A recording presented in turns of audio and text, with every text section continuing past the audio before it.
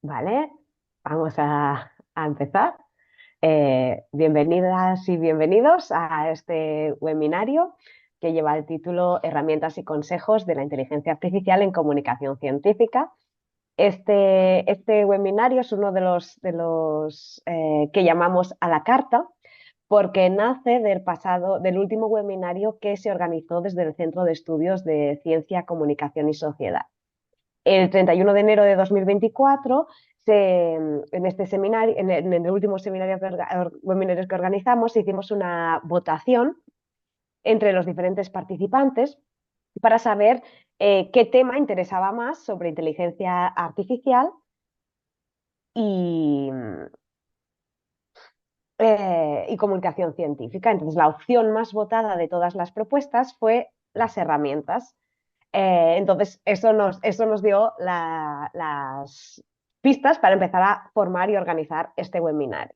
Entonces, teniendo en cuenta la votación y habiendo ya organizado con anterioridad otros de estos seminarios a la carta, eh, pues desde el Centro de Estudios de Ciencia, Comunicación y Sociedad de la Universidad Pompeu Fabra hemos decidido lanzar este webinario.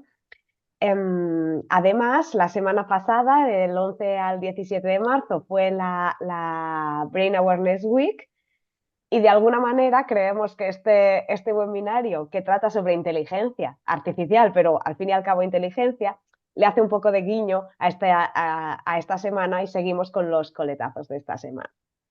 Hoy vamos a centrar la sesión con profesionales de varios sectores de la comunicación científica que nos van a ayudar a aportar una visión global de las herramientas más útiles. Así que sin más dilación voy a pasar a presentar a nuestras panelistas de la sesión de hoy. Tenemos con nosotras a Naya Barbería. Naya es jefa de la sección de comunicación y prensa del IRB Barcelona. Estudió la carrera de biología e hizo el máster en comunicación científica, médica y ambiental de la Barcelona School of Management, Universitat Pompeu Fabra. Su experiencia se centra en la gestión de la comunicación corporativa, abarcando proyectos estratégicos, manejo de prensa y producción de contenidos audiovisuales. También contamos con Florencia Coelho. Florencia es gerente de investigación y training, desarrollo multimedia en el periódico argentino La Nación, integra el equipo de La Nación Data, recibió la JSK Stanford Journalist Fellowship en 2019, donde se especializó en inteligencia artificial y periodismo. Es también profesora del programa de periodismo de datos en el máster de periodismo de La Nación y la Universidad Torquato Di Tella. Como curiosidad, Florencia lideró el equipo que obtuvo el emoji del mate en todos los teléfonos móviles del mundo. También está hoy con nosotros Sonia Yanez Blum. Sonia es periodista y consultora con más de 25 años de experiencia en el ámbito de la comunicación política y de crisis, especializada en relaciones públicas digitales y la aplicación de la inteligencia artificial a los procesos de comunicación. Es la directora de la Academia de Relaciones Públicas, reside en Austria, desde donde lidera proyectos de comunicación que conectan Europa con América Latina. Y también hemos invitado a Patricia Ruiz Guevara. Patricia coordina la sección de Maldita Tecnología en maldita.es, donde crea contenidos relacionados con redes sociales y plataformas, inteligencia artificial, protección de datos y ciberseguridad. Ella es matemática y periodista de ciencia y tecnología. Patricia ha trabajado en el MIT Technology Review en español, colaborando con medios como El País, El Diario.es, El Confidencial y Forbes España. Y ha recibido reconocimientos como el premio Beringer Ingram, siempre me cuesta un montón decir este nombre del premio, al periodismo en medicina o al premio en periodismo y sostenibilidad Orange. Después de esta presentación de nuestras panelistas, bueno, yo soy Carolina Llorente, voy a estar moderando esta sesión, soy coordinadora del Centro de Estudios de Ciencia, Comunicación y Sociedad de la Universidad Pompeu Fabra. Y ahora que ya más o menos sabemos todo lo que vamos a ver, este webinario es un webinario de 1 hora, es cortito, entonces, como todo el público sabéis, todos los asistentes os habéis registrado a través de un formulario en el que os pedíamos si teníais algunas preguntas. Estas preguntas que hemos recibido las hemos compartido con antelación con nuestras ponentes y entonces muchas de estas preguntas van a contestarse durante la sesión de hoy. Aún así, si hay tiempo, dejaremos para para que podáis realizar las preguntas. Os pedimos por favor que utilicéis el apartado correspondiente a preguntas y respuestas para realizar ahí preguntas, las preguntas concretas. Algunas puede ser que las podamos contestar directamente en el chat eh, o, o de viva voz. Así pues, vamos a empezar con vuestras experiencias. Me gustaría que me explicarais brevemente vuestras experiencias personales con el uso de herramientas de inteligencia artificial en vuestra práctica profesional. Naya, ¿quieres empezar? ¿Cuándo o para qué tarea empezaste a utilizar herramientas de inteligencia artificial? Pues yo creo que nosotros la primera herramienta que utilizamos fue ChatGPT y yo tengo una compañera, Sara, que se encarga de llevar las redes y siempre está súper atenta de todas las nuevas tecnologías que salen. Y hace ya un año, en marzo del año pasado, que abrimos nuestra primera cuenta en ChatGPT, así como departamento, para empezar a trastear. Y desde entonces, pues, bueno, al principio yo qué sé, los utilizamos para resumir, para traducir, y yo creo que ahora se ha convertido ya en una herramienta que usamos todos los días, casi todas las personas del departamento, ¿no? Ya tenemos cada una su cuenta y somos, bueno, independientes en eso. Y sí, bueno, y por lo menos yo utilizo muchísimo ChatGPT, es la herramienta que más utilizo. No utilizo tanto, por ejemplo, creación de imágenes porque pues, no es mi trabajo, porque no me encuentro la necesidad, pero sí, ChatGPT todos los días. Muchas gracias, Naya. Y Florencia, en tu caso, ¿cuáles de las primeras herramientas que empezaste a utilizar? Bueno, nosotros, yo trabajo en un equipo, digamos, de investigación con tecnología y datos, ¿no? En el 2016 intentamos usar una herramienta de inteligencia artificial que es speech to text para tratar de convertir voz en texto en una investigación de escuchas telefónicas. Teníamos 40.000 audios de llamados de un atentado terrorista en Argentina, donde se bombardeó, digamos, una mutual judía, bueno, y intentamos, pero la tecnología no estaba lista. O sea, nuestro primer intento fue en 2016 y en el 2020, esto es con todo un equipo, ¿no? No es el uso personal mío, sino usamos otro subdominio de la inteligencia artificial que se llama Computer Vision, que es visión, reconocimiento de imágenes con imágenes satelitales para detectar parques solares, que son como los paneles solares que uno puede tener en su casa, pero son parques de energías renovables, ¿no? O sea que eso lo hicimos en colaboración con una empresa que tenía el know-how, pero bueno, yo fui project leader de ese proyecto, o sea que estuve en la cocina, ¿no? Si bien no era que yo desarrollaba la tecnología. Eso. Muchas gracias. Sonia, ¿cuál es tu primera experiencia con la inteligencia artificial? Bueno, mi primera experiencia fue allá a finales diríamos que inicios del 2017, porque Salesforce ya presentaba a las empresas esta inteligencia artificial llamada Watson, con la cual nosotros podíamos analizar el tema de los comentarios de los clientes a través de los diferentes canales y estos se integraban en una base de datos. Recuerdo que en ese momento cuando nos presentaron el producto nos decían que ya en Chile se usaba hace un año atrás y que lo usaban las empresas que hacían proyecciones por el tema de seguros. ¿Ya? Entonces metían todos tus datos para proyectar cuál era tu nivel de riesgo y ahí pues decidían cuántos eran los costos financieros para tus diferentes pólizas. Entonces ya por esa fecha lo usamos y la gran diferencia era que en esa época para poder generar un buen resultado nosotros teníamos que alimentar la inteligencia artificial y nos decían esperar de 1 a 3 semanas para que ella pueda reconocer el tema semántico y luego poder pues ya clasificar un poco mejor las menciones.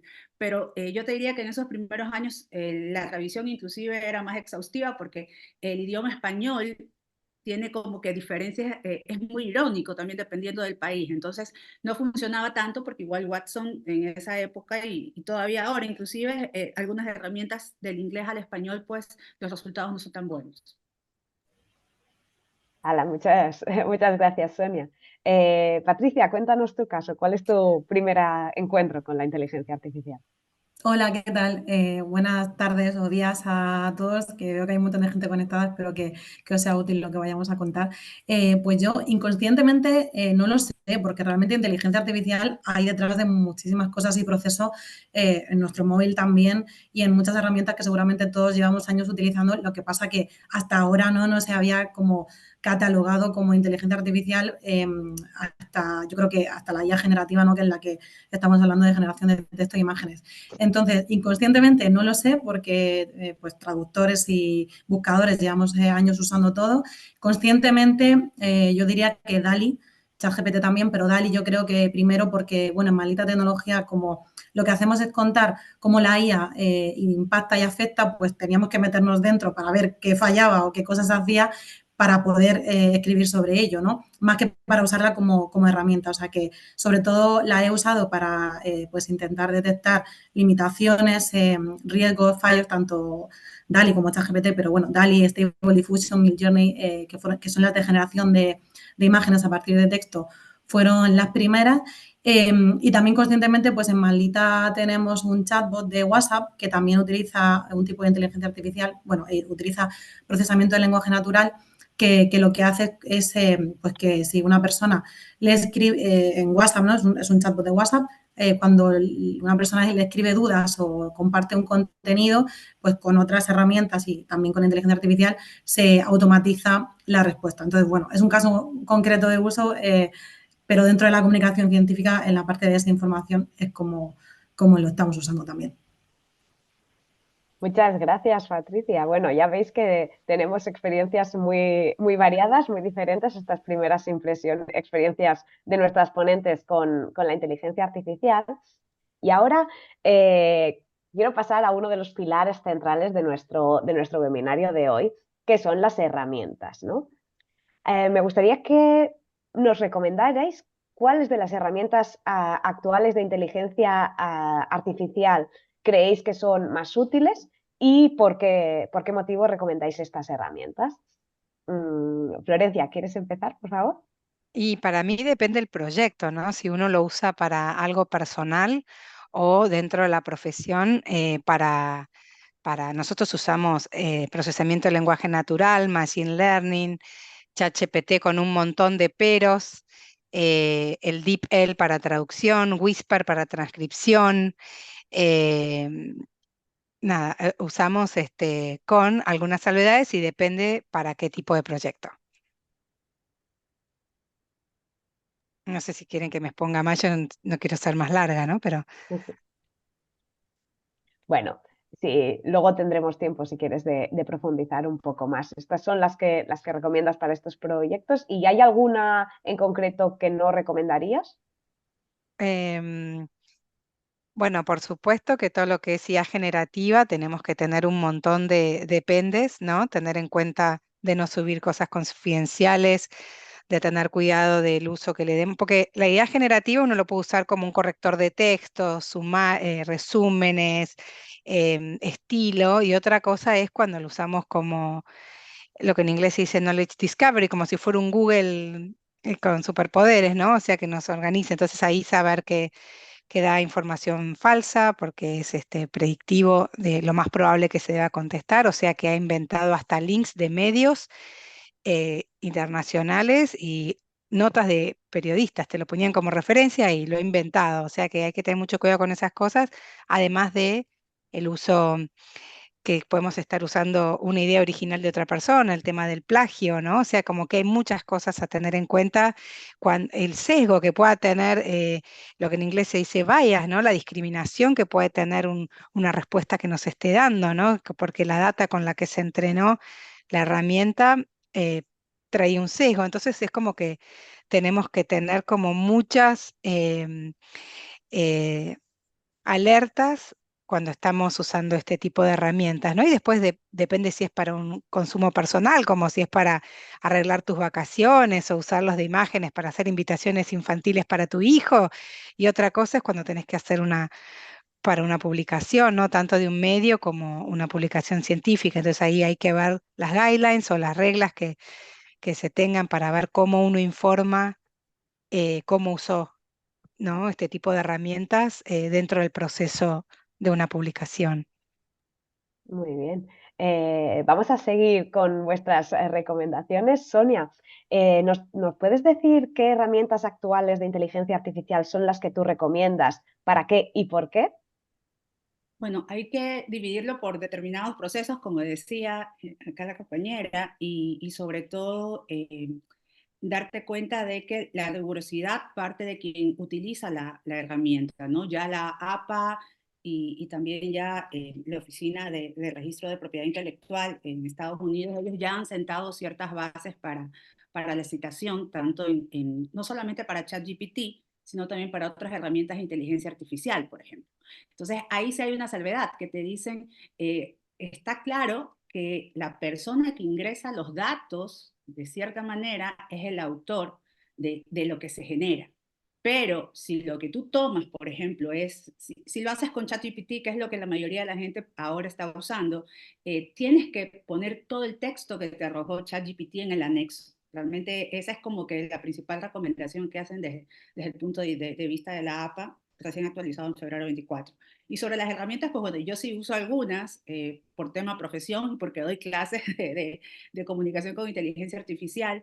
Y quizás yo les diría que para temas investigativos, yo he visto unas nuevas ahora que me ha gustado mucho. En el tema de extraer información de PDFs, Doculysis es muy buena porque la he comparado con otros, e inclusive con estos ChatGPT personalizados, y la que mejor resultado me dio fue esa. Ya no solamente por el nivel de preguntas, sino porque no me inventaba los datos, lo pude contrastar. Me demoré, pero lo contrasté. De ahí, Perplexity como curación de contenido también, porque te da más fuentes. E inclusive sí hay algunos escritos, unas investigaciones de personas que han comparado Perplexity con BART, ahora Gemini, y también con ciertos resultados que arroja también Copilot, y Perplexity, aunque falla a veces un poco en la estructura de la escritura, en la búsqueda de fuentes y en la respuesta es mucho más estructurada y te da también fuentes mucho más confiables.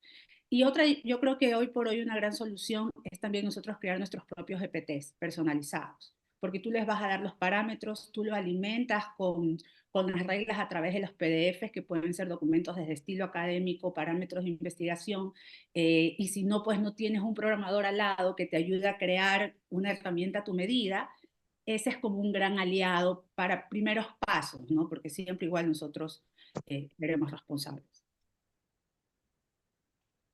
Muchas gracias, Sonia. ¿Hay alguna herramienta en concreto que no recomendarías para nada? Yo creo que no recomendaría para nada el ChatGPT en versión gratuita, la típica 3.5, ¿ya? Porque te escribe de tal manera que tú quizás te confías que es una información que contrastó de diferentes lugares y no es así, porque realmente esa no es su funcionalidad. El ChatGPT es un generador de textos con base a la información que él ya tiene, no está conectado para búsqueda en tiempo real.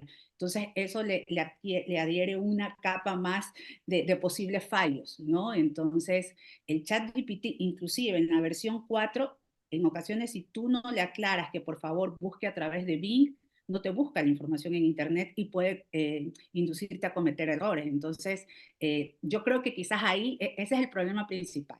Más que la herramienta, para mí es cuando no contrastas. Tienes que contrastar no solamente con otras herramientas de búsqueda de inteligencia artificial, sino también en las bases de datos. Si no, no estás completando el trabajo. O sea, trabajo académico, científico, o en el caso, por ejemplo, de los comunicadores, que presentamos análisis de noticias, estudios, o sea, no, se puede inducir a la falla. Muy bien, muchas gracias. Patricia, ¿cuáles son las herramientas que tú más recomendarías? ¿Para qué casos y por qué motivos consideras que estas son dignas de recomendación?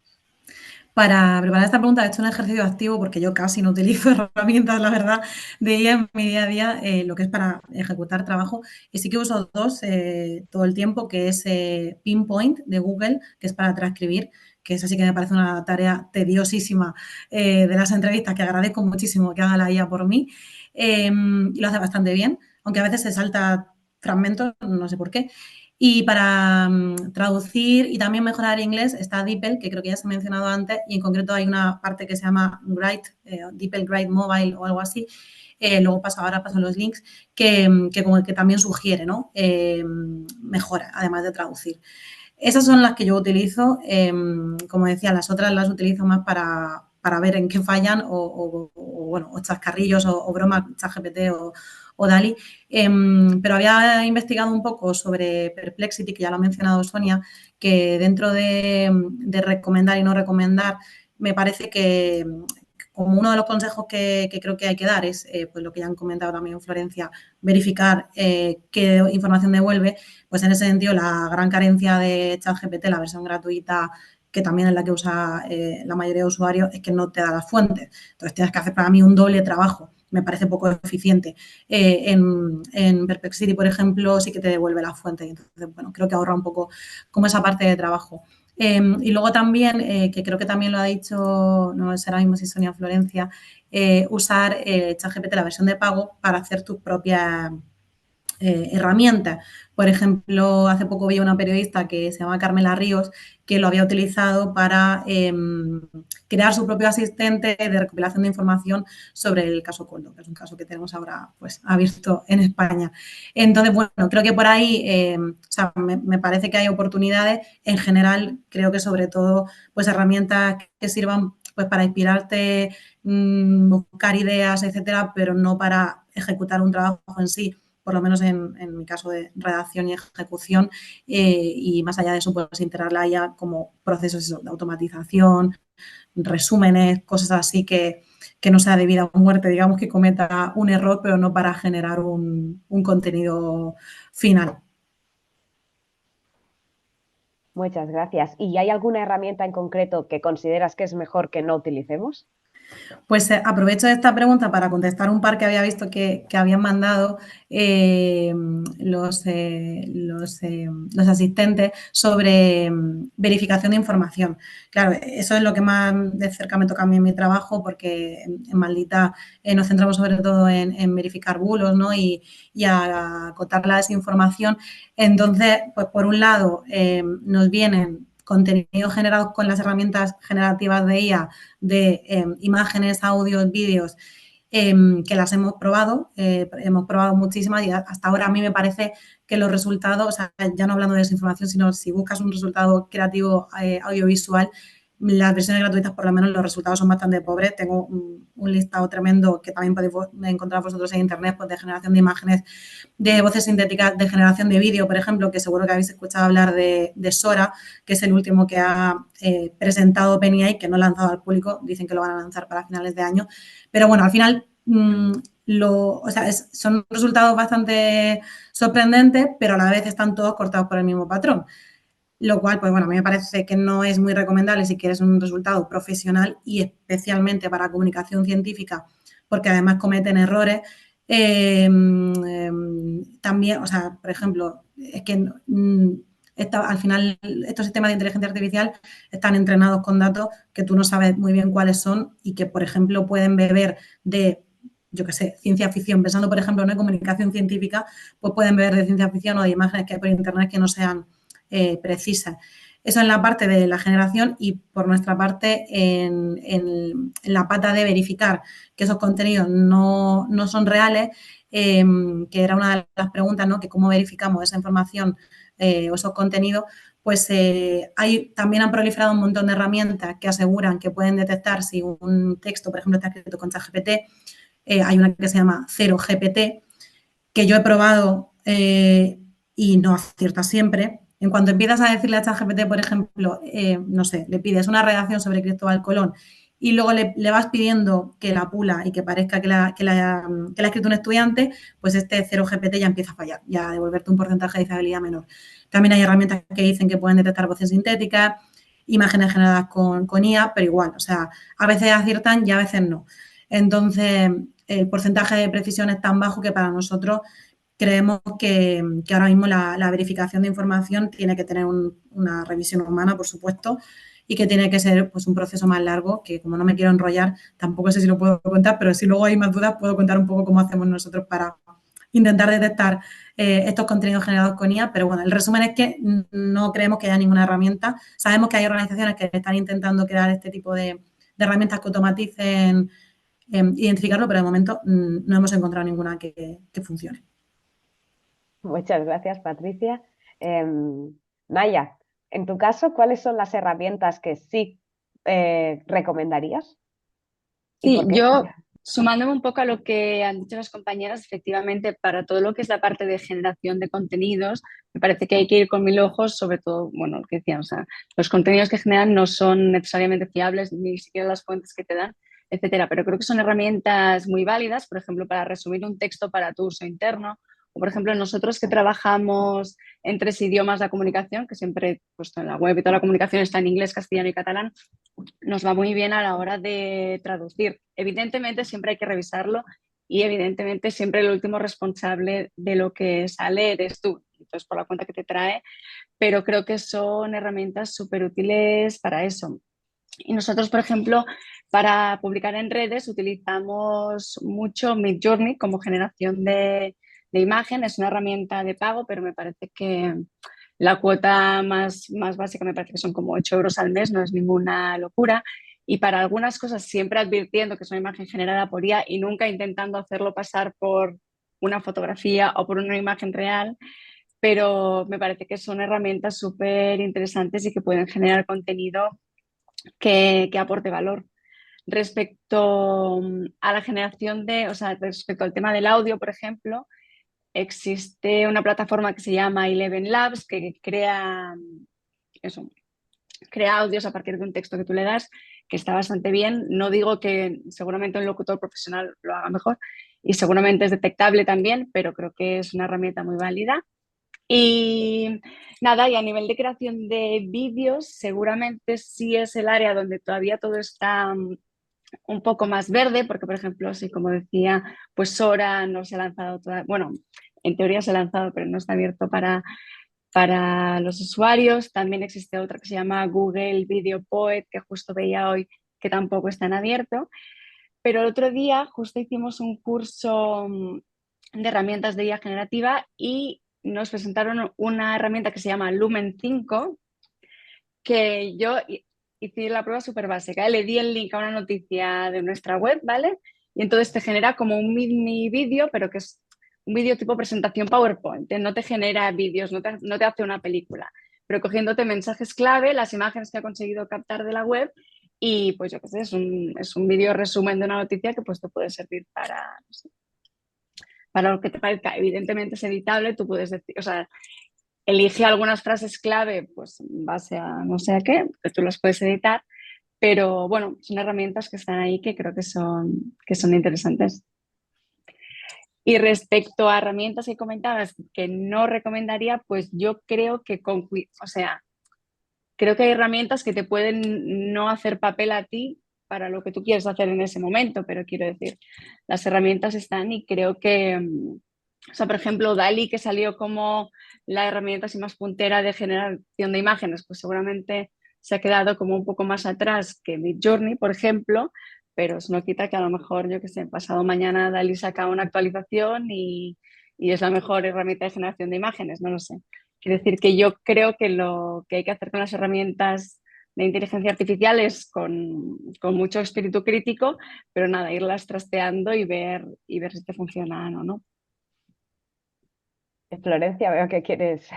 Sí, que justo estuve viendo con el tema de ético de copyright y el uso de imágenes que Adobe Sí, Adobe está también. generando sus propias fotografías para entrenar su herramienta comercial, entonces contrata, no sé, fotógrafos, necesita 600 fotos de bananas, 300 fotos, como que para que si vos usás Adobe estás seguro que el contenido es original, con lo que fue entrenado el algoritmo o el lenguaje, ¿no?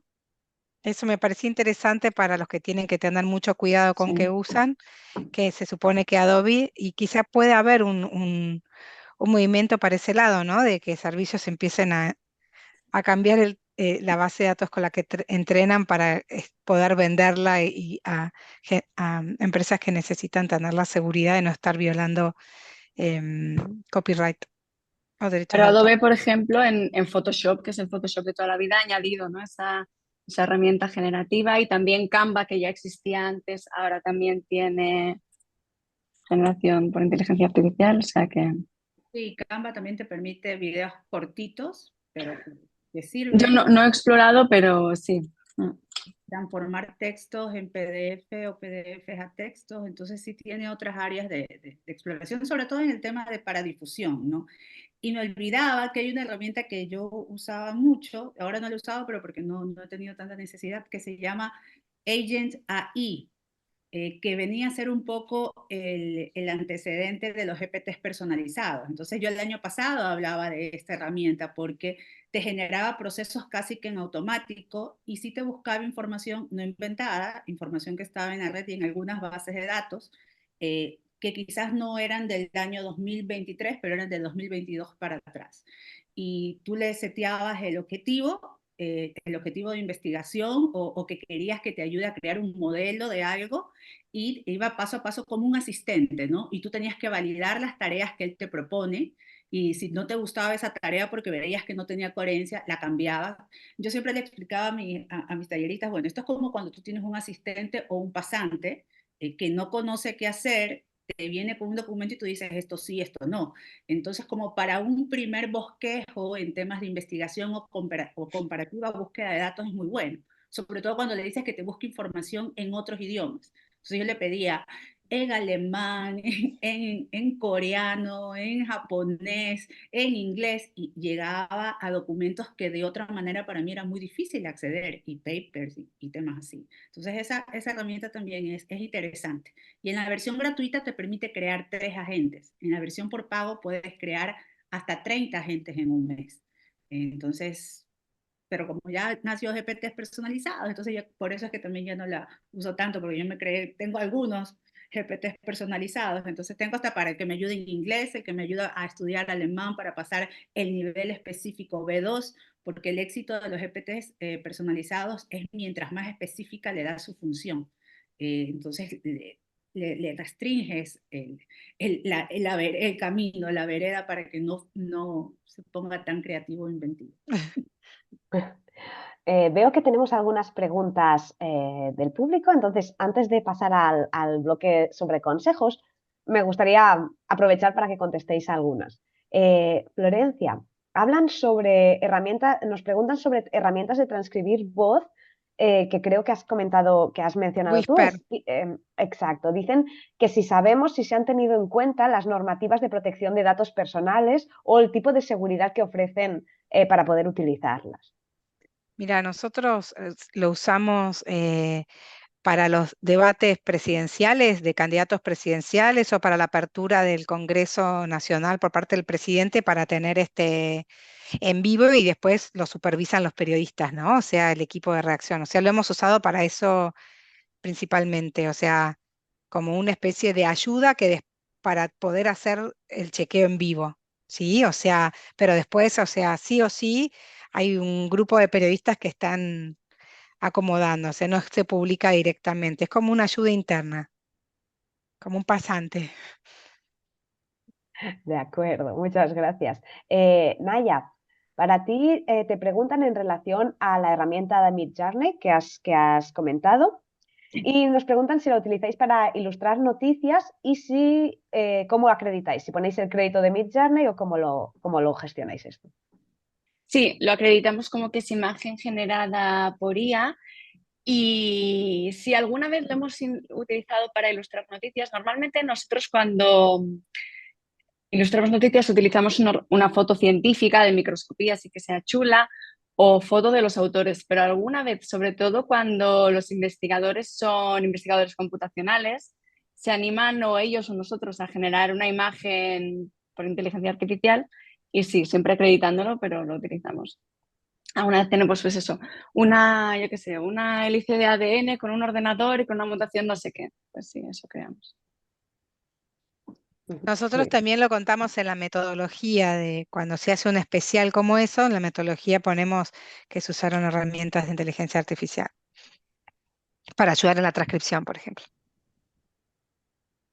Bien, luego tenemos una pregunta más general que es sobre si recomendaríais alguna herramienta concreta para maquetación, o si conocéis. Yo no conozco ninguna y nunca hemos utilizado. Maquetación a nivel de diseño, ¿eh? Maquetación de un documento. No conozco. Lo siento, Carmen, no te hemos podido responder a esto. Pero no sé si- Pero seguro que existe, seguro que alguien ha creado algún plugin de ChatGPT que... Sin diagramas, sí hay dos, inclusive yo creo que ahí le pasé una a Nuria de diagramas. Hay uno que es muy bueno, que fue el que le pasé, porque hay otros que te llevan a otra herramienta para recogerte los datos, entonces ahí sí. Pero para mapas mentales, workflows y cosas así, sí hay unos que están bien. Sí. Muchas gracias. Pues intentaremos pasarte estos enlaces. Y luego también tenemos una pregunta de alguna manera relacionada, que hacen preguntas concretas sobre herramientas para hacer figuras para los trabajos científicos, como proteínas o temas biológicos, algo así, si conocéis que exista alguna. Y buena, imagino que quieres saber. Por ejemplo, hay un problema con Canva, que tú le puedes decir lo que necesitas, pero no te construye bien el diagrama o la ilustración con las letras. Las letras cuando las usa para, por ejemplo, tú le dices quiero hacer un diagrama de flujo o le quieres pedir un esquema de algo, Canva te elabora muy bien la parte gráfica, pero en el tema de al momento poner la escritura, te escribe en ruso, en polaco, hace una combinación de caracteres que no sirven. Entonces, ahí me toca, por ejemplo, lo borro y encima escribo, por ejemplo. Pero es como que una alternativa. No sé si se refiere a eso. Yo sé que hay una herramienta, pero no es de inteligencia artificial, creo. Se llama biorender.com y tiene un montón de imágenes pues, que te pueden servir, pues eso, como doble hélice de ADN, un microscopio, un tal y cual, pero no creo que sea inteligencia artificial. No es. BioRender no es inteligencia artificial. Sería tipo como Canva, que y es una de las que más se utilizan para hacer pósters científicos en el ámbito de Sí, porque tiene mucho contenido científico, sobre o al menos todo biomédico. biomédico, exacto, iba a decir. Si buscas contenido más de física o química, quizás se te queda un poco corta, pero yo es también la que conozco. Vale. Vale, nos da tiempo a una pregunta más, que nos preguntan sobre herramientas para hacer procesos. No acabo de entender a qué se refiere. Imagino que son procesos de redacción, no sé. Automatización. Automatización, entiendo. Si Bueno, en conocéis algo. redacción hay una que se llama Copy AI, que lo nuevo que lanzó desde hace como unos 8 meses es que te hace workflows, hilos de trabajo. Entonces, tú le das o tú creas también tus propios hilos de trabajo. Entonces, tú le dices, por ejemplo, con base a este párrafo, necesito que me construyas un libreto para un podcast, 5 tweets para la semana, la introducción de una bio por tema especial. O sea, tú le das las tareas para, con base a un texto tuyo, te elaboro, ¿no? Entonces, y tú lo puedes programar, también ya te presenta recetas como para que tú digas, ah, ya, esta me parece bien, la cojo esta. Se llama Copy AI, por ejemplo. Eso no sé si a ese tipo de procesos se refiere, ¿no? Pero podría ser, que me parece interesante. Muchas gracias, Sonia. Y ya la última pregunta antes de pasar de bloque, Patricia, esta creo que quizá va más para ti.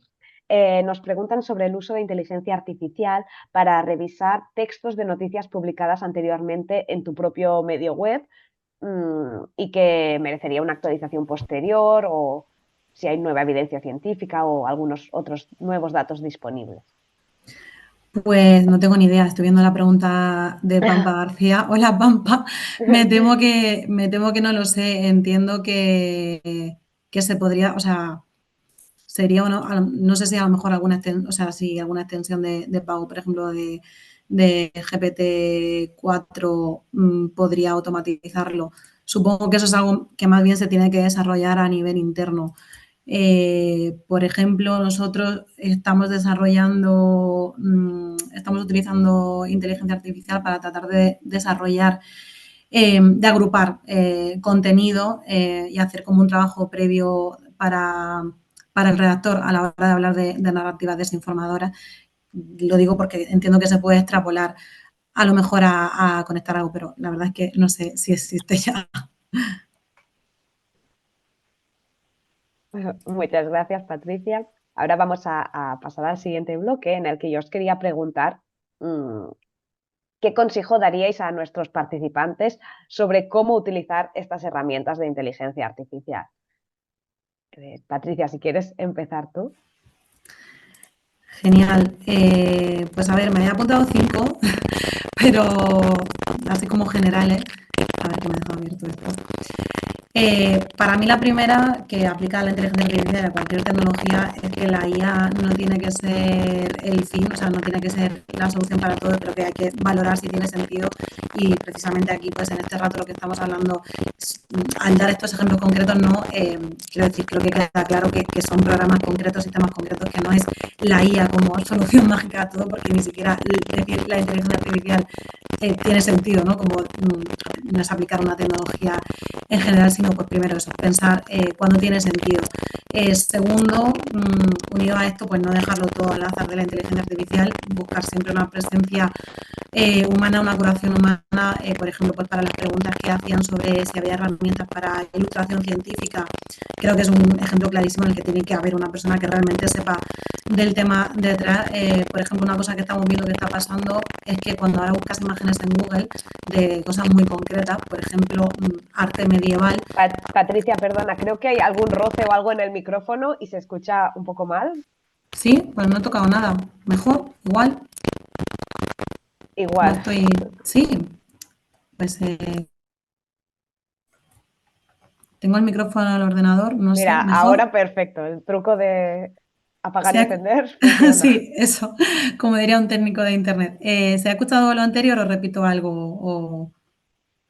No, sí, escuchar sí se ha escuchado, pero Vale, perdona vale. que te haya cortado, pero es que se oía como distorsionado. Nada, disculpa la molestia. Decía que, bueno, unido a esto, eso, no dejarlo todo al azar de la inteligencia artificial, sino que haya siempre un verificador humano detrás. Y decía que ahora se está encontrando, por ejemplo, que los resultados de Google suelen arrojar algunos, si tú buscas resultados concretos, entre los resultados habituales también hay ahora imágenes generadas con inteligencia artificial incorrectas. Por ejemplo, eso, pues, he visto cosas sobre periodos históricos y cosas así. Otra que ya hemos mencionado, pues verificar absolutamente todo, es decir, que es un ejercicio periodístico constante. Y también, para mí también sería preguntarnos por qué estamos utilizando la herramienta y poner un poco en una balanza la productividad versus el disfrute, y que al final, pues eso, no creo que un consejo es no obsesionarse con utilizarla porque sí, ni para agilizar todo muchísimo más, que al final también hay cosas que creo que podemos disfrutar de hacer, ¿no? Y que no hace falta que todo sea inteligencia artificial o cualquier otra tecnología. Y por último, y englobándolo todo, y también por algunas preguntas que he visto, pues un uso ético y responsable.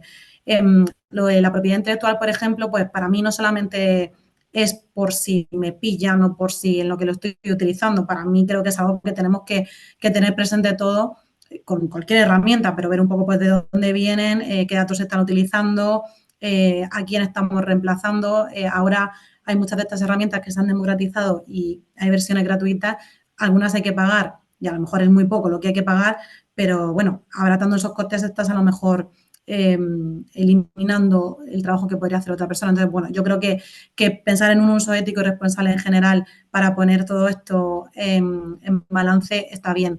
De momento no hay regulación, que también era una de las preguntas que nos habían dejado. Está viniendo la AI Act en Europa, en la Unión Europea, que bueno, ahora se acaba de dar un paso más, faltan pues que la apruebe el Parlamento, que se publique de manera oficial y bueno, se va a ir implementando de manera paulatina hasta 2026, pero por ejemplo que también para la pregunta que le hacían creo que a Florencia o a Naya sobre lo de etiquetar los contenidos, yo no digo a este uso responsable, pues una de las cosas que se contempla en la Unión Europea es que deban etiquetarse, o sea que será obligatorio, ¿no? Que se mencione como hecho con inteligencia artificial, que también, bueno, esté la ley o no, me parece un consejo que hay que aplicar.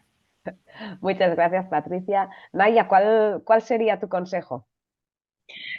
Mi consejo sería, pues nada, eso, ir explorando las herramientas con toda la cautela, por lo que decíamos antes, pero ir explorando porque creo que son herramientas útiles, ¿no? O sea, que te pueden ayudar, creo que son herramientas que te pueden aportar un valor añadido, como por ejemplo, a nivel de inspiración, por ejemplo, ¿no? No tanto para generar contenido, pero sí a nivel de inspiración y, y nada, y eso, que yo creo que vale la pena eso, explorar las que salen, que hay novedades todo el rato y eso. Muchas gracias, Naya. Florencia, ¿cuál sería tu consejo? Y ya dijeron todo. Pero bueno, si puedo agregar alguno, es que si tienen que hacer un proyecto con em, nada, con más desarrollo, ¿no? No el uso del ChatGPT, sino de desarrollar un proyecto con alguna de las otras herramientas de inteligencia artificial, es que la mayoría de las librerías están en inglés. Entonces que después hay que adaptar al español y eso uno cree que se ilusiona y eso después lleva más tiempo, ¿no? Nosotros justo hicimos un proyecto que en inglés que era se llama el Gender Gap Tracker, que trabajé en una colaboración internacional de redacciones que organiza la London School of Economics, se llama Journalism AI. Hicimos un proyecto para detectar el sesgo en nuestras redacciones y se llama The IJO Project, y lo que tratamos de ver es la presencia de fuentes femeninas versus masculinas en en nuestros medios, ¿no? Como nosotros tenemos solo contenido en inglés, yo vi cómo lo hacían, ¿no? Mis compañeros, que eran Reuters, Agence France-Presse en su parte en inglés, había otro medio inglés, y bueno, y estaba basado en el Gender Gap Tracker que había desarrollado una universidad en Canadá, Simon Fraser. Y dijimos, bueno, vamos a hacerlo en Argentina, vamos a hacerlo en La Nación. Y tardamos como un año en desarrollarlo, ya tenemos nuestro propio detector de género de fuentes y también le pusimos no binario, es una herramienta interna. Ahora, ayer se anunció como finalista de los premios Guanifra, Geni se llama, Genie. Y bueno, nada, como que Qué cuesta mucho interesante, más Flori. ¿Lo habéis desarrollado vosotros? ¿Lo habéis desarrollado internamente. in-house? Sí, ahí Wow. les voy a ver si les puedo pasar el tool. Digamos, tengo una explicación en inglés, ahora se las paso, esperen. A ver si es esta, ¿cómo lo digo, Geni? Está en inglés, pero es como lo que presentamos al premio. Además, yo no sé si tengo acceso a que el resto pueda ver mi chat. O sea, si yo tiro un link, si no se los paso, ¿por dónde lo pongo? ¿En chat o en Sí, preguntas y respuestas? ponlo en el chat, Flor, y si no, Y vos lo pasás. Ok, y se si lo no, paso. Nuria lo pasa, sí, no te preocupes. A ver, Por fíjense el, ahí. por el chat tiene que estar activado anfitriones y panelistas. Florencia, Sí, yo fíjate que solo pone tengo eso en la anfitriones y pregunta. panelistas, sí, no tengo Sí. para todos. Bueno, ahí Mm, lo puse, a ver si lo ven. Bueno, eso es la mm. presentación que hicimos y bueno, si bien teníamos toda la metodología en inglés, fíjense que los canadienses lo hicieron solo en inglés cuando lo podrían haber hecho también en francés y les llevó tiempo, ¿no? Bueno, y nosotros a partir de ahí aprendimos a usar librerías que están en inglés, pero la parte en español como Spacey, ¿no? Pero bueno, fue un proyecto donde tratamos de aprender a usar estas tecnologías, no con un breaking news, con una investigación periodística, sino con algo, una herramienta que nos ayude a hacer una redacción más inclusiva. Muchas No sé si ahí gracias. lo pudieron pasar al resto para que Sí, lo vean, sí, pero ahí Nuria lo está. pasó, no te preocupes, lo han recibido. Buenísimo. Eso es como Pero bueno, eso es como el aprendizaje que en español va más lento, ¿no? Obviamente que estamos mejor que los suecos, pero ¿cómo se llama? Eh, Hay material, pero no crean que porque vean la metodología, todo explicado, después en español, copy-paste. No. Es más complejo. Muchas gracias, Flor. Sonia, ¿cuál sería tu consejo para el uso de herramientas de este tipo? Bueno, quizás lo principal, como ya todas lo hemos dicho, es contrastar. Nunca la inteligencia artificial, una herramienta de inteligencia artificial, va a suplir el criterio profesional, ni la experiencia, ni los errores que acumulas con los años. Entonces, no puedes estar todavía, gracias a Dios, en piloto automático con este tipo de herramientas. Lo segundo también es estar claros que a la larga muchas de estas herramientas que son generadas por empresas. Entonces, en su versión gratuita, no van a tener ni los filtros ni a veces los resultados más óptimos que por su versión de pago. O también lo que ocurre es que en su versión gratuita vas a tener que generar más procesos de contraste y de complementación de información con otras herramientas gratuitas. Porque lo que quizás haces con un GPT personalizado o con una herramienta como Agent AI con 1 o 2 prompts para obtener el mismo resultado, que no es un resultado final, pero para tener un resultado bastante similar, tienes que usar 3 o 4 herramientas para complementar. Entonces, a la larga, tienes que estar consciente de eso, o sea que también hay todo un proceso de trabajo cuando utilizas las herramientas de inteligencia artificial, no solamente es, ay, aprendí a hacer un prompt, le doy clic y el resultado está ahí y eso ya está, no, no es así. Gratuitas, más trabajo, más comparación, más contraste. Y por pago igual, sino que por lo menos tienes una capa más de seguridad o de precisión.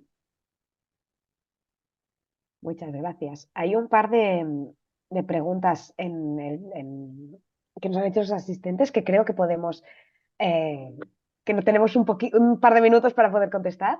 Por ejemplo, Rocío nos hace nos invita a reflexionar, ¿no? Dice, si pagas por la herramienta de inteligencia artificial de creación de imagen, ¿por qué hay que acreditarlo? No es lo mismo que el uso de una herramienta de creación audiovisual o de maquetación que te ofrezca plantillas, como puede ser Adobe Express. ¿Cuál sería vuestra opinión? Yo he pensado mucho acerca de esto y no tengo una respuesta clara, pero o sea, en realidad la edición de imágenes y la edición encima intencionada de imágenes existía antes de inteligencia artificial, ¿no? Que se lo digan a Kate Middleton, ¿no? Entonces, a mí me parece bien reconocerlo siempre como por transparencia, ¿sabes? Pero, y sobre todo en imágenes, o sea, si yo te hago una ilustración, no importa mucho si la hago con inteligencia artificial o con Photoshop, es una ilustración, nadie va a pensar que eso es la realidad. Pero si yo genero una imagen de un león andando por el centro de Barcelona, eso puede llevar a alguien a que piense que había un león en Barcelona. Y entonces, para mí, ahí hay como una diferencia, ¿no? O sea, yo creo que hay que reconocerlo por transparencia, pero entiendo la pregunta que hace de que en realidad la edición de imágenes por transparencia también siempre habría que reconocerla, ¿no? Yo, Naya, estoy totalmente de acuerdo contigo porque precisamente ese es el problema que nos estamos encontrando con la desinformación, que claro, o sea, en un contexto, por ejemplo, de, no sé, artístico, tú no te preguntarías si hay o sea, si tienes que decir que eso es algo artístico, que un león está andando por Barcelona, pero claro, en el contexto actual en el que nos movemos de redes sociales, internet, aplicaciones de mensajería, claro, ahí el problema es cuando las imágenes que se crean salen del contexto en el que tú las estás creando, por ejemplo, pues donde tú las puedes estar usando en ellas, si las creáis, se muevan por otro sitio y ahí generen desinformación, que también se puede hacer con un montaje burdo de Photoshop, desde luego. No hace falta que eso ya pasaba, como tú decías. Pero claro, ahora que, por suerte, pues esto se está legislando, por eso se está poniendo un poco el foco en esto. De hecho, lo que dice concretamente es que no está el texto final publicado, otra de las preguntas también era sobre la ley de inteligencia artificial europea, la AI, pero lo que se matiza, si no me equivoco, es eso, es como etiquetar cuando son contenido manipulado. O sea, pues ahí estamos hablando de que se están creando imágenes modificadas de personas, vídeos, que es todavía peor porque parecen reales, ¿no? Los deepfakes o ultrafalsificaciones o chipfakes. O sea que bueno, que yo creo que un poco va por ahí. Muchas gracias por estas reflexiones. Y ya la última pregunta que nos va a dar tiempo a contestar hoy. A raíz de estas denuncias que han ido recibiendo algunas editoriales por el uso de ilustraciones con inteligencia artificial para generar ilustraciones en las portadas o algo así, si conocéis si hay algún tipo de código ético dentro de la ilustración científica.